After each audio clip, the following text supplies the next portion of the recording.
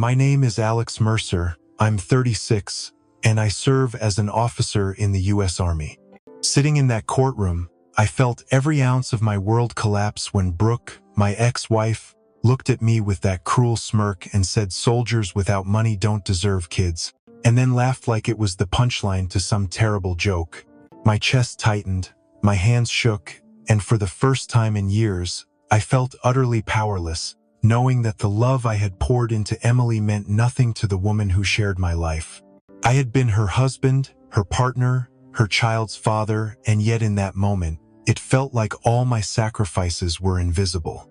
I was left with nothing but a cramped one-bedroom apartment, peeling paint on the walls, and the hum of the street outside my window as a reminder of how small my world had become. Every step I took toward seeing Emily felt heavier, each visit a battle against a system that valued money over love. As I walked back to my apartment that night, the city lights blurred through my tired eyes, and I kept replaying her words over and over. Soldiers without money don't deserve kids. Soldiers without money don't deserve kids. Each repetition drove a cold knife deeper into my chest. But beneath the despair, a stubborn part of me refused to believe she was right. Emily was my world, and no judgment or wealth could ever change that. Before all of this fell apart, life with Brooke and Emily had a rhythm that felt safe and warm. Our mornings were filled with the smell of coffee and pancakes, Emily's laughter echoing through the small kitchen as she juggled her cereal bowl and schoolbooks. Evenings were quiet and simple, with the three of us sitting on the worn couch, reading stories, and sharing small victories from the day, and I never thought a moment like that could feel so fragile. Brooke and I would talk late into the night about our dreams, tracing our fingers across the peeling paint of our first apartment, imagining the life we would build together.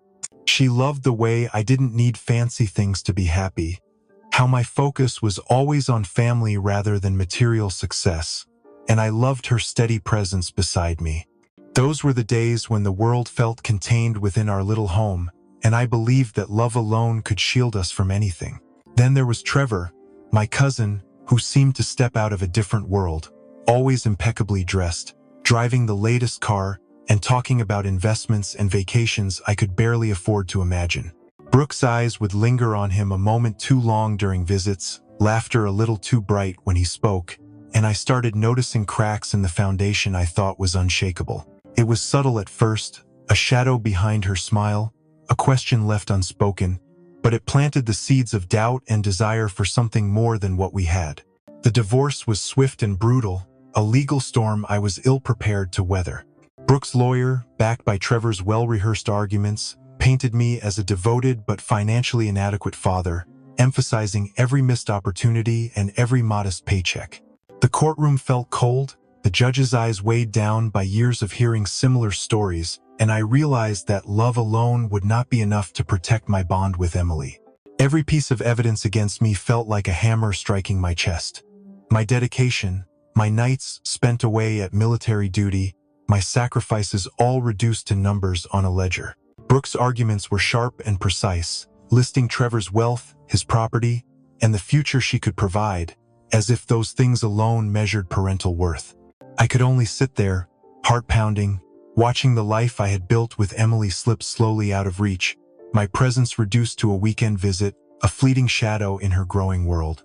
When the judge handed down her decision, the words echoed like a verdict not just of law, but of my worth as a father. Brooke was granted primary custody, and my time with Emily was restricted, framed as generous allowances rather than recognition of the bond we shared.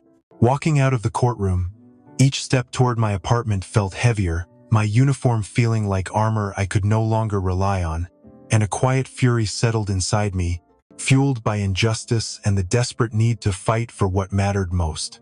Life after the divorce became a relentless balancing act between my duties as a U.S. Army officer and my commitment to Emily. I worked long hours at the base, often taking extra shifts to save enough for her weekend visits, and every dollar counted toward plane tickets, school supplies, or the occasional treat I could afford. My apartment was small, barely enough space for a bed and a dresser, the paint peeling from the corners, and the hum of the old radiator a constant reminder of the life I now led alone. There were nights I sat at the kitchen table eating instant ramen while sorting through bills and pay stubs, calculating how much I could stretch each paycheck without failing to meet her needs. One week, the unthinkable decision came. I had to sell the military watch my father had given me, a keepsake I had cherished through deployments, to buy Emily a birthday gift she deserved.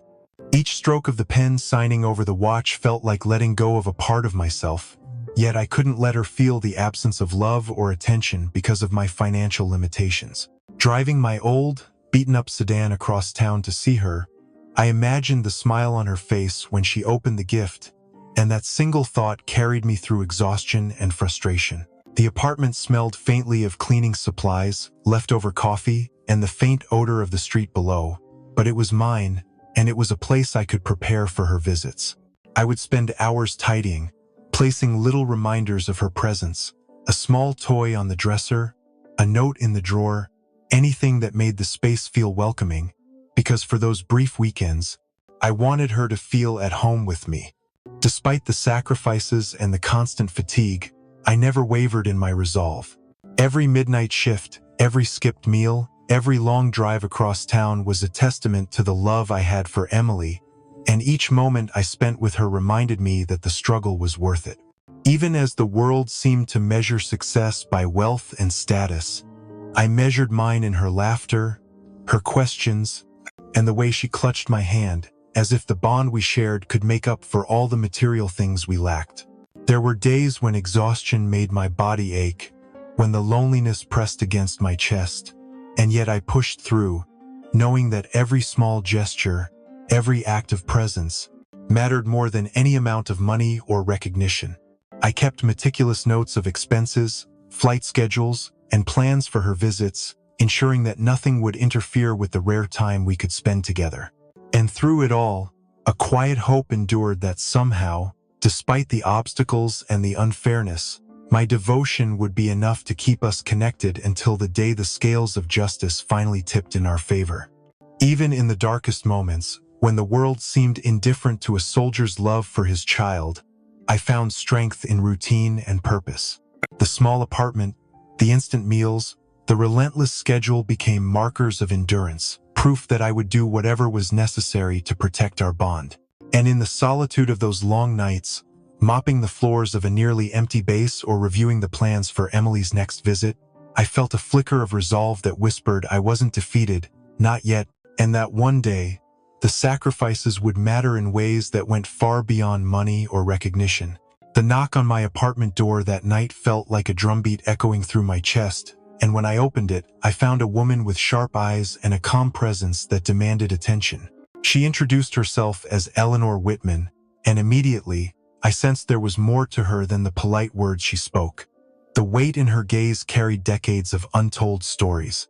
She had known who I was all along, she said quietly, but had chosen to stay in the shadows to honor a promise to my mother and to protect me from the complications of a family legacy I could never have understood.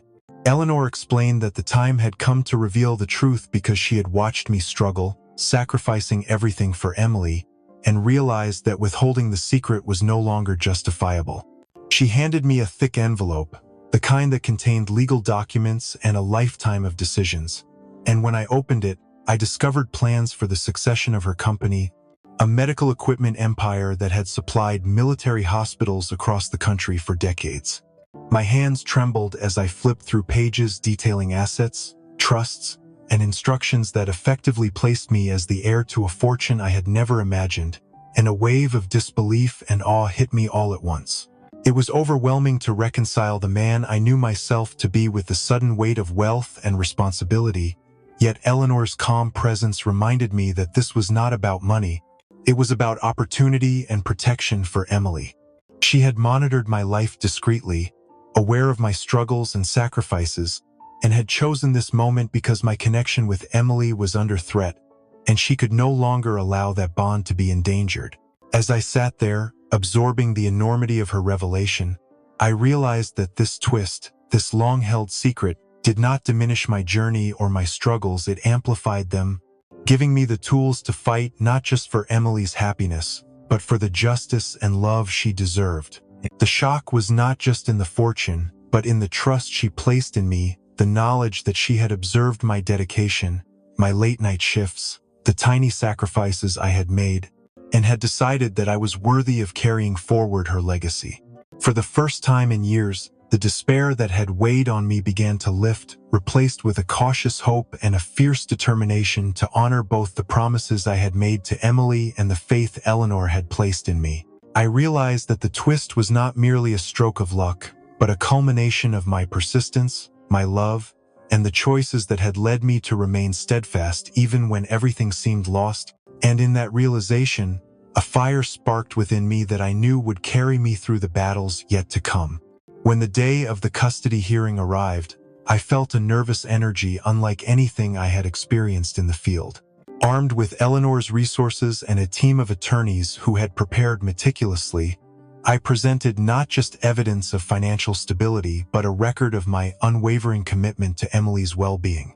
I laid out every sacrifice, every late-night flight, every weekend spent nurturing her interests, and contrasted it with the neglect and distractions Brooke and Trevor had allowed to creep into her life. The courtroom held its breath as my lawyer detailed the patterns of absence, the missed opportunities for connection, and the subtle ways Emily had been isolated from the parent who loved her most. I spoke from the heart when it was my turn, my voice steady but edged with emotion, reminding the judge that love is measured by presence, guidance, and dedication, not by the size of a bank account. Each word seemed to carve a path toward justice, transforming the tools of wealth into instruments that reinforced the truth of my devotion rather than obscuring it. By the time the judge delivered her decision, the tension in the room felt almost tangible, and when she awarded primary custody to me, relief and elation surged through me in equal measure. The legal victory was not about money. It was a confirmation that consistent care and love could triumph over superficial advantages.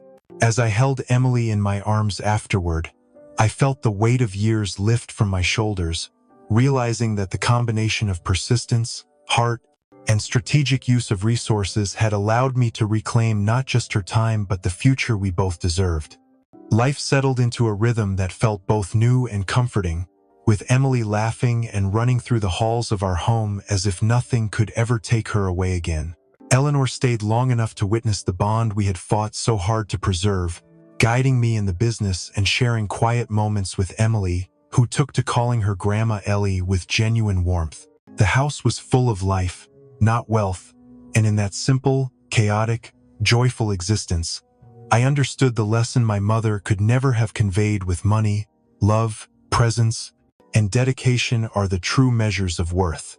Every night, I would watch Emily asleep, her small chest rising and falling, and feel a profound gratitude for the chance to be present, to actively shape her world. The legal battles and sacrifices now seemed like a necessity, Sari prelude to this peace, a reminder that justice, kindness, and persistence can restore what was once lost. And though Brooke may have believed that wealth dictated parenting, I could finally answer Emily's quiet question with certainty. Your mom was wrong, but what truly makes a parent worthy is the love and attention you give every day, through every small act, even when no one else is watching. The house smelled of home, of dinner on the stove and art supplies scattered across the floor, and every detail felt like a testament to our resilience. I realized that legacy was not measured in money or status, but in shared moments, laughter, and trust that withstands hardship. Looking at Emily and Eleanor together, I understood that family is defined by those who fight for you, who stay when it matters most, and who choose love above all else, and that knowledge would guide us through whatever came next.